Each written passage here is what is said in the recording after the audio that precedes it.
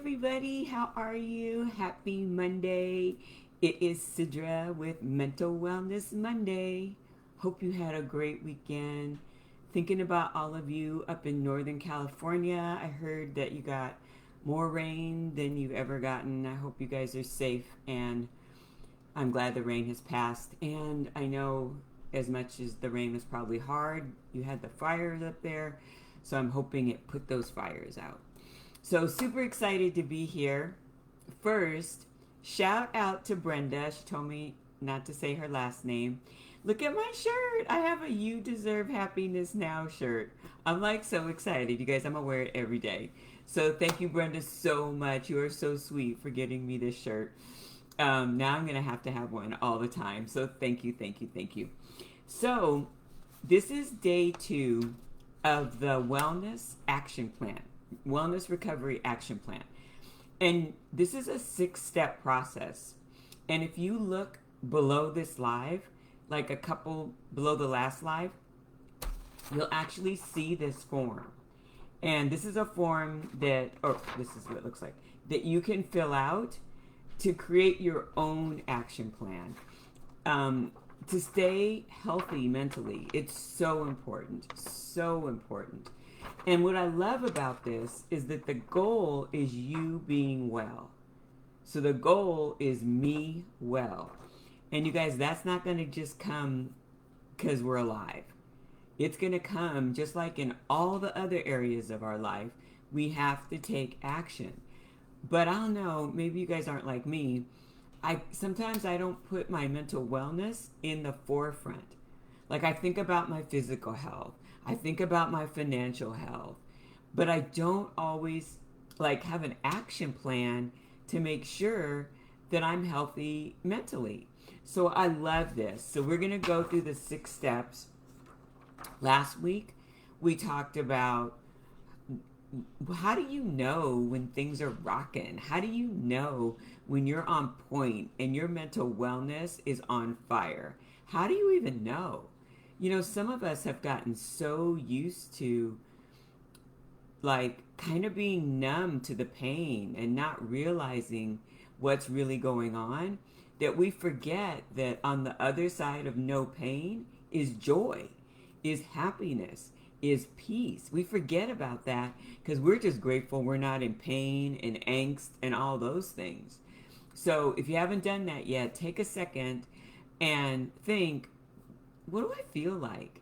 What is my life like when I am good mentally?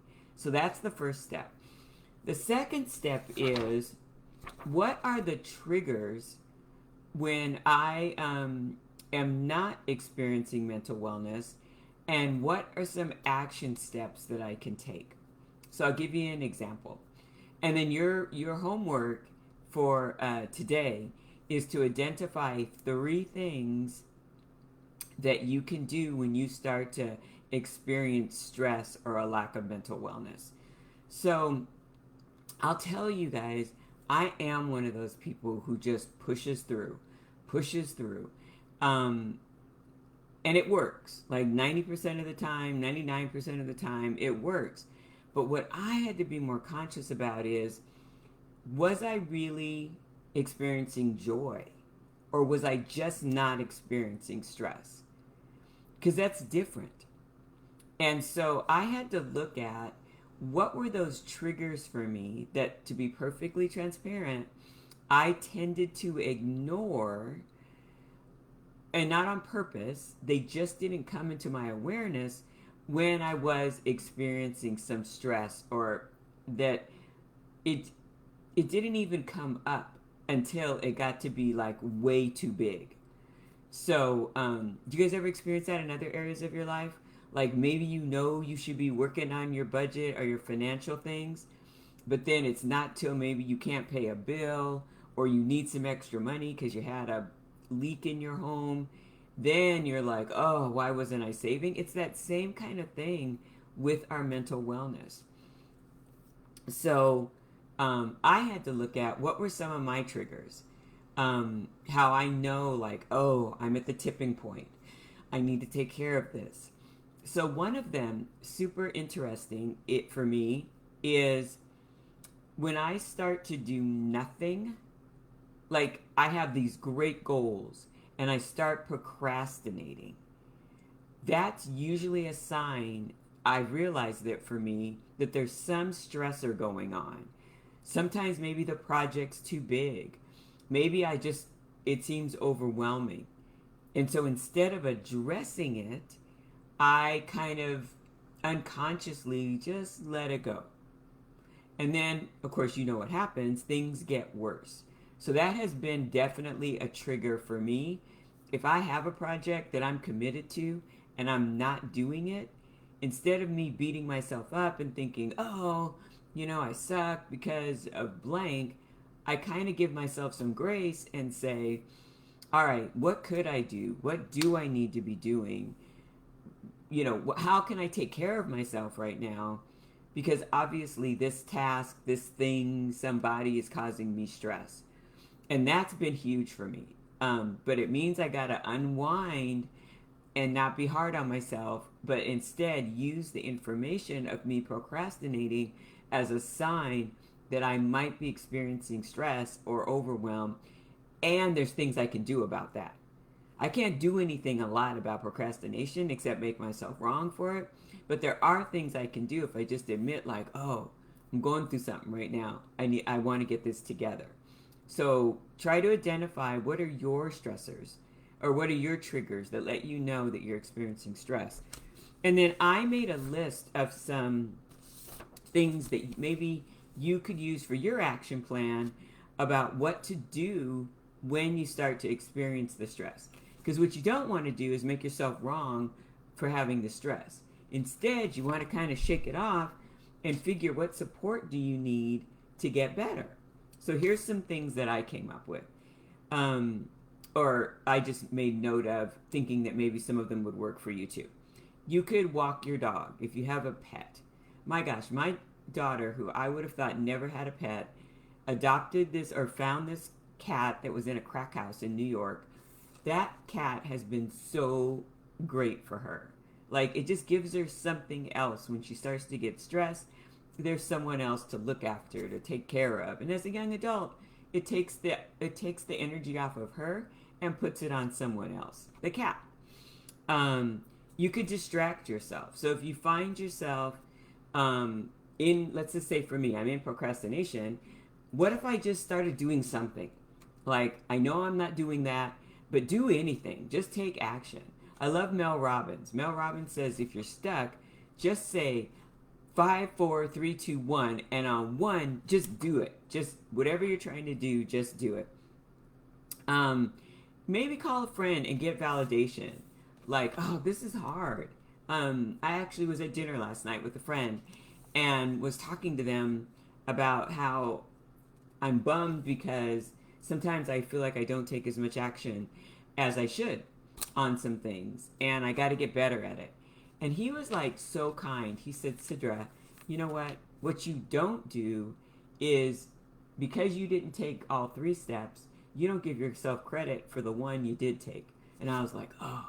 So that was like an awesome conversation to have. If you're a person of faith, maybe you should pray. If you're not a person of faith, maybe you just meditate. Maybe you just get still. You could, I don't play a musical instrument, but maybe you could listen to music. I love singing and dancing. I love turning on some fun, funk, any kind of music, whatever is good for you. And maybe just kind of dance your way out of it or music your way out of it. Sometimes I just get like overzealous and start cleaning the kitchen and just get everything in order. Maybe taking some deep breathing exercises. We've talked about Andrew Weil's 5, 6, 7 deep breathing exercises. Maybe it's getting a book and reading a fun book. I don't watch TV at all. So sometimes if I feel myself in a funk, instead of just being in that little place or in procrastination, I will literally give myself an hour to watch Netflix. And for me, I never do that. So that's like a good restful thing. And usually I watch a comedy. Only an hour though, because otherwise your procrastination will turn into a hole on Netflix. If maybe you have a therapist, talk to a therapist. If your libraries are open or Barnes and Noble, go read. Just grab a magazine, anything. Um, Maybe you just need to take a day off. Like maybe things are just going, it's rough, and just give yourself a day and say, you know what, this is my day.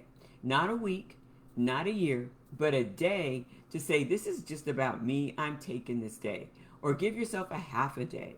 One of the things I started doing is every Saturday and Sunday, I allow myself to stay in bed until 8 o'clock. I still wake up about 6, but I don't make myself get up. And you know what? That's like a spa day. It's like so amazing. So there's so many different things you can do to create an action plan of what do you do when you get into that place where you know your mental wellness is not on point, but you might not even know that, but you know, like that trigger, which for me is procrastination, means I need to take action and do something different. So I hope this was helpful. I hope I gave you some good tips. Hey Q, how are you? And just look at these things. Really look at what are the triggers that let you know that you're not your best self right now. And what are some steps that you can put in place now so that when those things hit you, you are ready to hit the ground running and taking your mental wellness by the rein and just being amazing, your amazing self. So thank you so much for being here. I appreciate you so much. And please don't ever forget, what's my t-shirt say? You deserve happiness now. Have a wonderful day, everybody. Take care. Get your action plan together. I'd love to hear your steps.